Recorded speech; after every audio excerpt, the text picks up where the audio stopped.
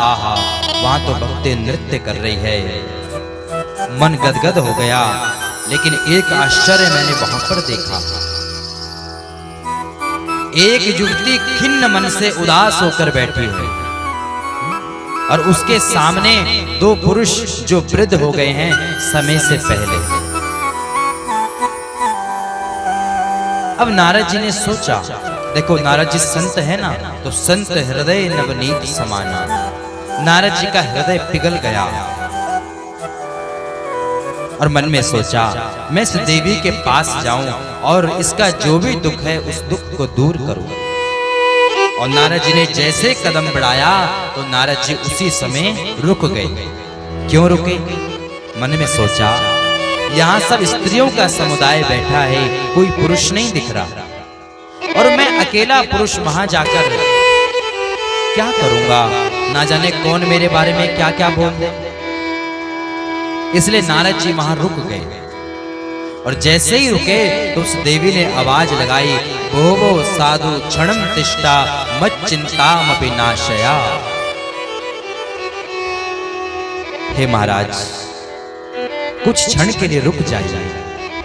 और आपको देखकर ऐसा लगता है कि मेरा जो कष्ट है उस कष्ट को आप ही दूर कर सकते हैं, क्योंकि आप जैसे संतों के दर्शन बड़े पुण्य से मिलते हैं और लगता है कि आज मेरा पुण्य उदय हुआ है जो आपके जैसे संत का दर्शन हुआ।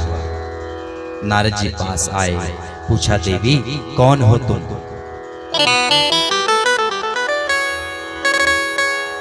उस स्त्री ने कहा, हे नारद जी, अहम भक्ति रीति ख्याता इमो में तनयो मतो। मेरा नाम भक्ति है। द्रविड़ देश में पैदा हुई, कर्नाटक में मैं बड़ी हुई। कहीं कहीं देशों में मेरा सम्मान हुआ, लेकिन गुजरात आदि देशों में पाखंड ने मुझे घेर लिया और मैं वहां से चलकर श्रीधाम वृंदावन में आई। और जैसे ही वृंदावन में आई तो मैं तो रूपवती हो गई, सुंदरी हो गई, लेकिन जो ये दो पुरुष हैं मेरे बेटे हैं मेरे, ये वृद्ध हो गए। और मेरे दुख का कारण यही है कि मैं तो जवान हूं, लेकिन मेरे जो ये पुत्र हैं ये समय से पहले ही वृद्ध हो गए हैं। नारद जी महाराज ने कहा, भक्ति मैया आप क्यों चिंता करते हैं? अरे आप तो भगवान की प्राण प्रिय वल्लभा हो, भगवान को प्राणों से भी प्रिय हो। आप केवल और केवल भगवान के चरण कमलों का ध्यान करो, दुख अपने आप दूर हो जाएगा। आहा, जब नारद जी ने ऐसे ऐसे सुंदर वचन बोले तो ये भक्ति मैया प्रसन्न हो गई और कहने लगी, हे नारद जी महाराज, आपके वचनों पर निष्ठा दिखाई कयादु नंदन प्रहलाद ने और वो भक्ति के परम आचार्य बन गए। ध्रुव जी महाराज को आपने छोटी सी उम्र में दीक्षा दी और आज ध्रुव लोक में तारे के रूप में चमक रहे हैं।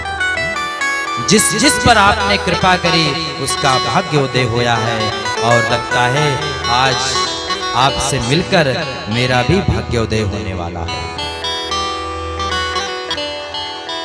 नारद जी महाराज ने कहा, देवी तुम चिंता मत करो, मैं अभी तुम्हारे बच्चों को जवान कर देता हूं और यदि मैंने ऐसा नहीं किया तो आज से भगवान का नाम जपना ही छोड़ दूंगा। अब नारद जी महाराज ने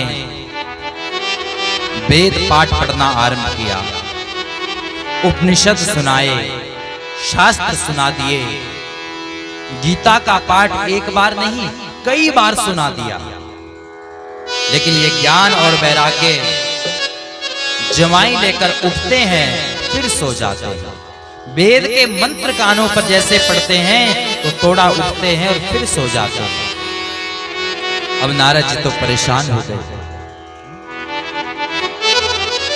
कि मेरे पास जो जितना ज्ञान था वो तो मैंने सुना दिया, उसके बाद भी ये ज्ञान वैराग्य नहीं जाग रहे, अब ऐसा मैं क्या करूं?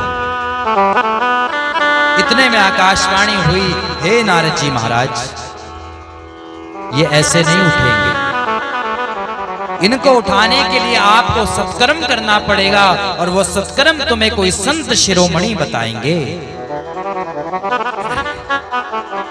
अब नारद जी ने सोचा वो संत मुझे कहां मिलेंगे और वो सत्कर्म कौन सा होगा जिनसे ज्ञान वैराग्य जागेंगे। अब नारद जी महाराज चले साधु संत महात्माओं के पास पूछते, महाराज जो आकाशवाणी ने मुझे सत्कर्म बताया है क्या आप जानते हैं?